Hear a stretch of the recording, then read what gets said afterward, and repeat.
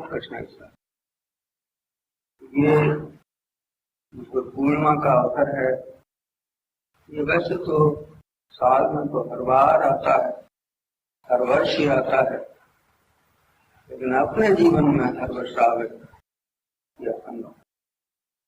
इसलिए जिनके जीवन में ये पूर्णिमा का अवसर आता है, उस वर्ष जो उसमें जो उपस्थित होते हैं, वो लाभ जो उन्हें प्राप्त होता है, ये एक अद्भुत और बहुत ही विशेष लाभ।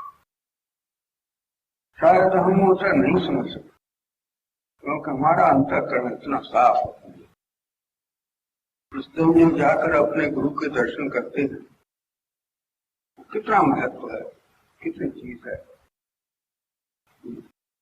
समझ में आने वाली। ईश्वर को गुरु रूप में जाकर के देखना ये महान। अगर उसने जाकर के दर्शन कर लिए तो शायद वो नहीं भी जान सके, लेकिन जीवन का लाभ तो उसका अवश्य। आप निश्चय जानिए कि जितने भी मनुष्य हैं जिन्होंने बड़े बड़े काम किए हैं, जिन्होंने ऐसा मालूम पड़ता है कि दुनिया को बदला, लेकिन वास्तव में अगर उन्होंने गुरु को साथ लेकर के किया होगा, जिनके गुरु होंगे उन्होंने अगर ये काम किया होगा तो सही किया, और जिन्होंने अपनी ताकत से किया होगा और उन्होंने गलत किया। जो निराकारवादी हैं आज दुनिया में, शायद उन्होंने बड़े बड़े काम किए, दुनिया को बहुत कुछ आगे ले गए, लेकिन अगर उन्होंने ये नहीं समझा कि ईश्वर यही है, हम इसके साथ क्या व्यवहार कर रहे हैं, तो उन्होंने कुछ नहीं। उस निराकार ईश्वर को अगर उन्होंने साकार रूप में नहीं देख पाया, तो न तो वो दुनिया के साथ कोई अच्छा व्यवहार कर सकते हैं, न कुछ लाभ उठा सकते हैं, न उन्हें शांति मिल सकती है, न उनके अंदर दया और प्रेम पैदा हो सकता है। ये दया और प्रेम तभी पैदा होता है जब मनुष्य गुरु रूप में ईश्वर को देखता है। निराकारवादियों को देखो, बड़ी बड़ी चीजें उन्होंने ऐसी की, उनका परिणाम देश के लिए घातक, एक आग पैदा हो। और जितने ऐसे पुरुष थे, उन्होंने अपने गुरु को समझा, गुरु ने उन्हें समझाया, उनके साथ हो रहे, तो उनने जो उपदेश दिए, उनका जो काम हुआ, सराह नहीं था।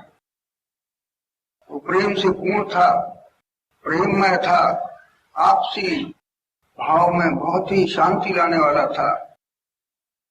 लेकिन कुछ लोग इसी तरह से, तो ये क्यों होता है?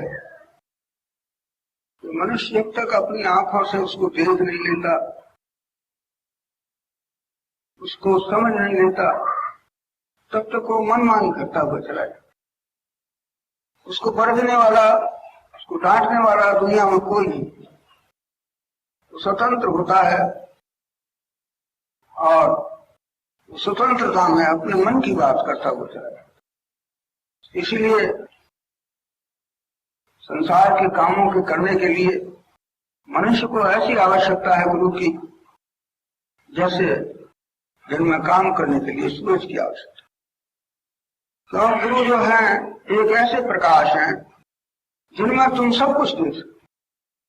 क्योंकि एक प्रकाश तो ऐसे होते हैं जिनमें हम नहीं पढ़ सकते, बहुत ही हल्का ऐसा प्रकाश होता है जिसमें नहीं देख सकते, पहचान भी नहीं सकते, अंधेरा सा ही होता है। कुछ प्रकाश ऐसा आता है जिसमें हम देख सकते हैं, दूसरों को पहचान सकते हैं, पढ़ लिख सकते हैं। लेकिन ये भी एक इतना प्रकाश तेज भी हो जाता है कि उसमें आप पढ़ नहीं सकते, पहचान भी नहीं सकते। उसी प्रकाश वही है, लेकिन मनुष्य की क्षमता से जब वो ऊपर हो जाता है तो उसमें वो देख भी नहीं सकता, सामने की चीज को नहीं देख सकता। इतना तेज अगर प्रकाश हो तो वहां पर भी मनुष्य अंधा हो। जहां प्रकाश नहीं होता वहां तो अंधा होता ही है। लेकिन जहां घना प्रकाश हो जाता है, तेज प्रकाश हो जाता है, उस समय भी कुछ नहीं देती। उसको देखने के लिए तो प्रकाश हो, जिसकी आंखें बर्दाश्त कर सकें, समझ सकें। इसलिए गुरु जो उसको देते हैं वो नेत्र देते हैं, इससे वो ठीक ठीक देख सकता। अगर कोई महान तेज प्रकाश में बैठा है तो वो नहीं जान सकता कि मुझे क्या करना चाहिए, मेरे सामने कौन है। उन मनुष्यों को भी नहीं पहचानता, जानवरों को नहीं पहचानता, कुछ नहीं पहचानता, जानता ही नहीं कि क्या। देखिए, इसको ज्ञान है वो जानते हैं, अज्ञानता में आदमी इन चीजों को नहीं जानता। जैसे कि आप देखें, दुनिया में बहुत से घर हैं, कोई झोंपड़ी है, कोई कच्चा मकान है, कोई हवेली है, कोई और कोठी है सुंदर। ये सब अलग अलग दिखाई देती हैं। कोई मजबूत है, कोई मजबूत नहीं है, कोई सुंदर है, कोई सुंदर मकान नहीं है, कोई छोटा है, कोई बड़ा है। लेकिन अगर आप जरा सा उनको अंदर जाएं और उनमें रोशनी देखें, दीपक देखें, तो शायद सारे घरों में दीपक एक सही मिले, दीपक दो नहीं मिले। चाहे छोटा घर हो, चाहे बड़ा घर हो, चाहे बड़े आलीशान मकान हो, चाहे छोटी झोंपड़ी हो, लेकिन जरा आप उसमें भीतर जाकर के देखें, जो रोशनी दे रहा है वो दीपक सबके अंदर है। इसलिए ये ज्ञान जब उस दीपक को देखता है तो समझता है कि सारे मकान एक ही। हमारी आंखों में ये फर्क है कि हम उनको नहीं देख पाते। इसलिए गुरु की रोशनी में मनुष्य इस ज्ञान को पढ़े। ये किताबें जो हैं सूरज की रोशनी में पढ़ी जाती हैं, और ये ज्ञान की पोथी जो है वो गुरु की रोशनी में। संसार को हम ईश्वर की रोशनी में देखते हैं, लेकिन गुरु की रोशनी में हम ईश्वर को देखते हैं। इसलिए जिनके हृदय में अभी गुरु का प्रकाश नहीं हुआ, वो उसको ईश्वर को नहीं देख सकते। चाहे दुनिया की नैनी से नैनी, छोटी से छोटी चीज को वो देख सकें, बड़े बड़े विज्ञान के काम को भी वो कर सकें, लेकिन ईश्वर जैसी अति सूक्ष्म चीज को वो बगैर उस प्रकाश के नहीं देख सकते। इसीलिए जीवन में मुक्ति होना, संसार के बंधनों से छूट जाना गुरु के बिना कठिन ही नहीं बल्कि असंभव। ये उनके दर्शन से ही। रामायण में एक प्रसंग आया है, जो भरत भगवान से मिलने के लिए गए थे और वो उनके निकट पहुंचे चित्रकूट पर, तो वहां के निवासियों ने देखा कि आज तो भगवान के भरत भाई आए हुए हैं, उनके साथ बहुत से आदमी हैं, भगवान राम के पास क्या है, कैसे उनकी सेवा करेंगे। इसलिए हम लोगों का भी धर्म है कि कुछ चले और उनकी सेवा करें। ऐसे विचार करके वहां से भील और संथाल जो और थे वो सब थोड़ा थोड़ा सामान लेकर के उनके पास, कोई दही लाया था, कोई लकड़ी लाया था, कोई पत्थर लाया था, कोई फल लाया था, कोई और अन्न की चीजें लाया था। इस तरह से हजारों आदमी जो थे वो सामान लेकर के और उनके निकट पहुंचे थे कि भगवान राम के जो मिलने वाले आए हैं उनकी हम जाकर के सेवा करें। ये सारा सामान जब लेकर के पहुंचे तो उन लोगों को देने लगे, लेकिन वो लेना नहीं चाहते। कहते हैं नहीं भाई, हमें कुछ नहीं चाहिए। वो देखते थे कि जिनके कपड़े इनके शरीर पर नहीं है, जो वो अत्यंत दुर्बल हैं, बड़े वृद्ध और स्त्रियां हैं, ये बेचारे इतना सामान लेकर के आए हैं हम लोगों के लिए, नहीं लेना चाहिए। तो उस समय उन लोगों ने कहा था, देव का हम तुम्हें गुसाई ईंधन पात किरात, हम आपको क्या दे सकते हैं, हमारी मित्रता तो ईंधन और पत्ते की है, वो ईंधन पात किरात उठाई, यही हमारा तबड़ से उकाई, लहन वासन बसन छुड़ाई।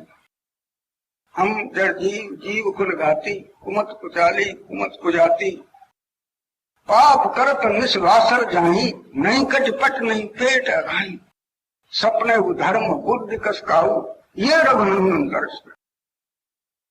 जब से प्रभु पद कमल निहारे मिटे दुसह दुख दोष। देख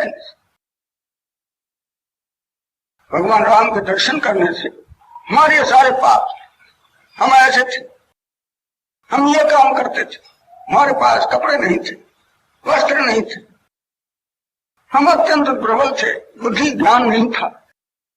कि जब से प्रभु पद कमल निहारे मिटे दुसह दुख दोष। जब से इस जंगल में हमने भगवान को देखा है, उससे हमारे सारे पाप,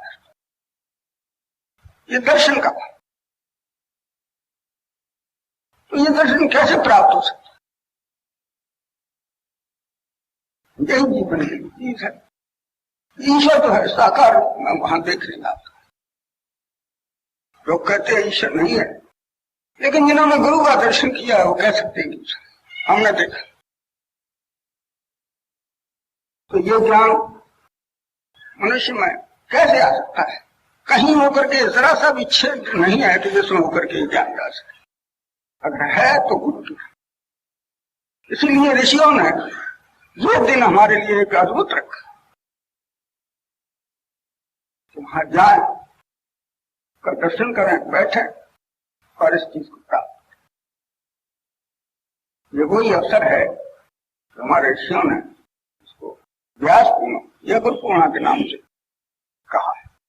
इस अवसर पर यहाँ पर ये सत्संग गुरु महाराज ने रखा है, कितनी मंजिल है। हम सब लोग यहाँ आए हैं, इससे लाभ उठाने और अपने जीवन को पवित्र